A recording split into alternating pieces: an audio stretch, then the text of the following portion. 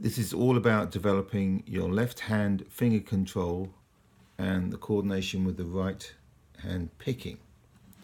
So we're going to do a very cool and useful exercise on the 5th fret, 3rd string. So here we are. You put all of the fingers on the subsequent frets. That's 5, 6, 7, 8, all on the same string. Now notice I have not got my thumb over the top. It really doesn't work if you're used to playing chords like this. You need to drop the thumb down. Ideal would be right in the middle, because then your fingers come down at 90 degrees to the string and you're kind of just squeezing the fretboard. I tend to sort of put it somewhere in the middle as a compromise, but do not have your thumb up here. Now all the fingers down.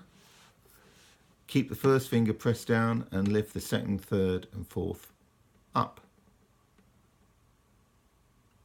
And the trick is not to have the fingers flying away. That's the finger control. Just lift them up as best you can.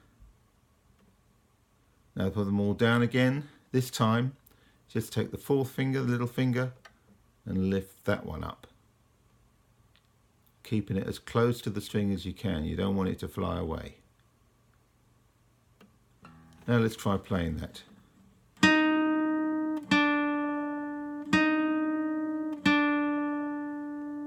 Great. Now we're going to do the lift the 4th finger and the 3rd finger together.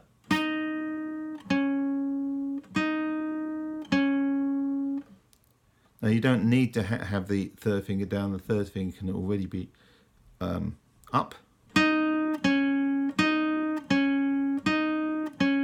But it's good practice to control the 3rd and 4th finger together, to lift them together. And then you do the same thing, coming down 4th to 1st finger.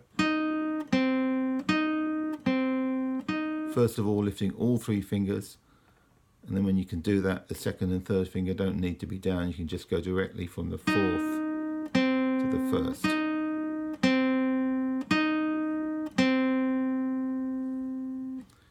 And once you can do all that, then we can play down.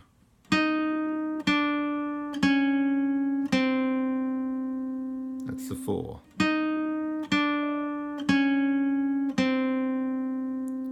And my right hand is actually picking first down strokes. So down, up, but also do it the other way around. So you go up, down, up, down. It's really useful to be as comfortable with down, up as up, down strokes, which we'll get into later. Now let's start on the 1st finger and go up.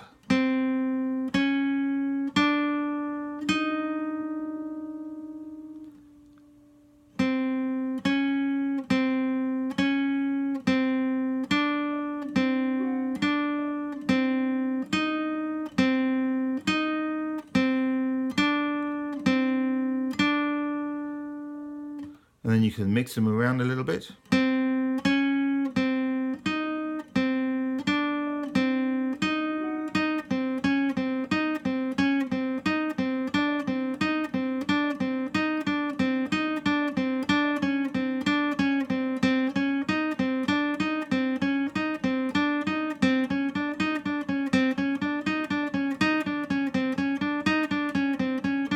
All sorts of different combinations.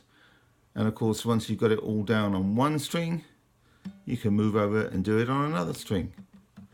There's hours of fun from this one, and you can move up and down the neck as well. The reason for starting here on the 5th is it's much easier to control the fingers here. When you go down to the 1st, the gap is much wider between the frets, and it's a lot harder when you start off. In fact, if it's still too wide for you at the 5th, you can just move up and try a little higher.